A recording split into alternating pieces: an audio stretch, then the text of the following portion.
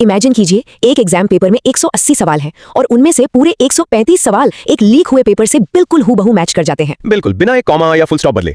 देश के सबसे बड़े मेडिकल एंट्रेंस एग्जाम में ऐसा होना सच में रोंगटे खड़े कर देता है। चलिए बिना वक्त बर्बाद किए इस पूरे मामले की गहराई में उतरते हैं।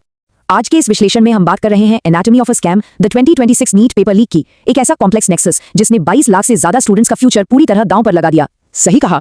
आज हम डिकोड करेंगे कि इस पूरी धांधली को अंजाम कैसे दिया गया और इसके पीछे कौन लोग थे।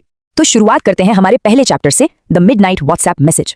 इस पूरे स्कैम का पर्दाफाश एक बहुत ही आम सी दिखने वाली घटना से हुआ।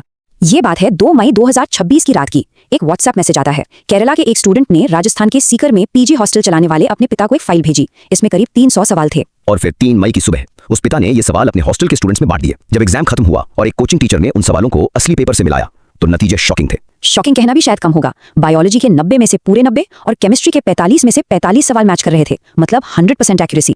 अब आते हैं एनाटॉमी ऑफ द लीक पर। यहाँ ये समझना बहुत जरूरी है कि ये कोई छोटा मोटा तुक्का नहीं था। ये एक हाईली सोफिस्टिकेटेड और कई राज्यों में फैली हुई सप्लाई चेन थी। बिल्कुल, इस पेपर का सफर देखिए। स्टेप 1, महाराष्ट्र के नासिक की एक प्रेस, जहां से इसे 10 लाख रुपए में चुराया गया। फिर आता है स्टेप 2, इसकी सॉफ्ट कॉपी पहुंचती है गुड़गांव के एक डॉक्टर के पास और यहाँ इसकी कीमत बढ़कर हो जाती है 15 लाख रुपए। और फाइनली स्टेप 3, 26 अप्रैल को ये पेपर राजस्थान के एजेंट्स तक पहुंचता है और तब तक इसका रेट 30 लाख रुपए तक पहुंच चुका था। अब जो बात लिटरली सबसे ज्यादा हैरान करती है वो है इनकी एडवांस टेक्निक। नासिक में इस गैंग ने कोई नॉर्मल मोबाइल फोन से फोटो नहीं खींची। एग्जैक्टली। पकड़े जाने से बचने के लिए उन्होंने हाई डेफिनेशन पोर्टेबल स्कैनर्स का इस्तेमाल किया और तो और ऑफिशियल मॉनिटरिंग सिस्टम्स की नजरों से बचने के लिए अपना खुद का एक कस्टम शैडो सर्वर तक बना डाला। एक ऐसा सीक्रेट नेटवर्क जिसे ट्रैक करना पुलिस के लिए भी ऑलमोस्ट नामुमकिन था। चलिए अब ट्रेसिंग द पेपर ट्रेल की बात करते हैं। शैडो सर्वर से निकलकर स्टूडेंट्स के हाथों तक ये तथाकथित गेस्ट पेपर पहुंचा कैसे, आइए उन कड़ियों को जोड़ते हैं।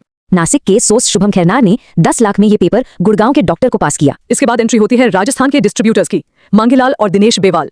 इन्होंने 30 लाख में इसे खरीदा और आगे सीकर के एजेंट्स को दिया। और जरा सोचिए, एंड में राकेश कुमार नाम का एक काउंसलिंग एजेंट आता है जो 5 लाख रुपए में इसे खरीदता है और अकेले ही करीब 700 स्टूडेंट्स तक इसे सर्कुलेट कर देता है। लेकिन कहते हैं ना, कोई भी क्राइम परफेक्ट नहीं होता। इतनी चालाकी और हाईटेक सेटअप के बावजूद एक छोटी सी डिजिटल निशानी ने इनका भांडा फोड़ दिया। राजस्थान पुलिस की एसओजी ने जब वो व्हाट्सएप मैसेज देखा तो उस पर फॉरवर्डेड मेनी टाइम्स का टैग लगा था। व्हाट्सएप का बस एक कॉमन सा फीचर इन्वेस्टिगेटर्स के लिए सबसे बड़ा सुराग बन गया कि ये पेपर बहुत बड़े स्केल पर लीक हुआ है।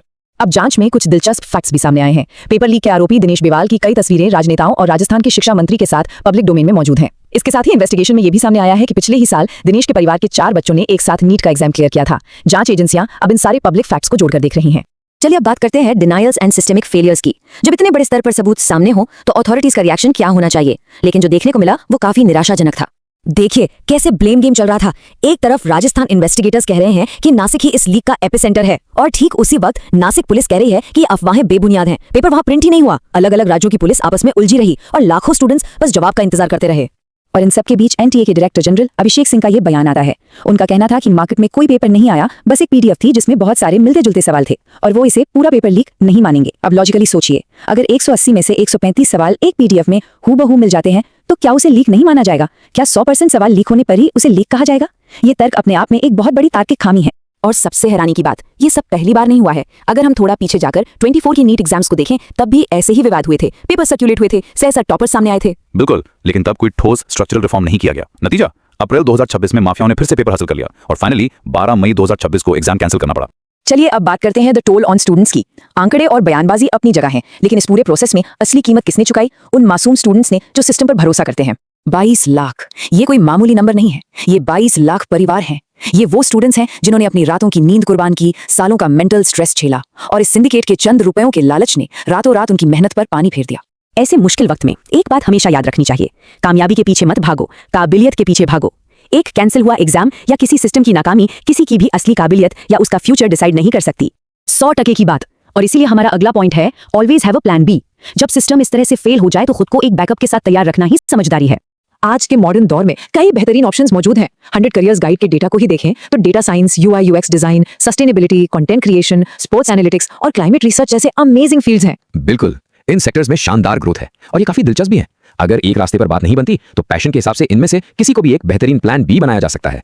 तो इस विश्लेषण को खत्म करने से पहले एक सवाल है जिस पर विचार करना हम सबके लिए बहुत जरूरी है। जब सिस्टम बार बार फेल हो रहा हो तो ऐसे में एक मजबूत प्लान बी का होना कितना महत्वपूर्ण है?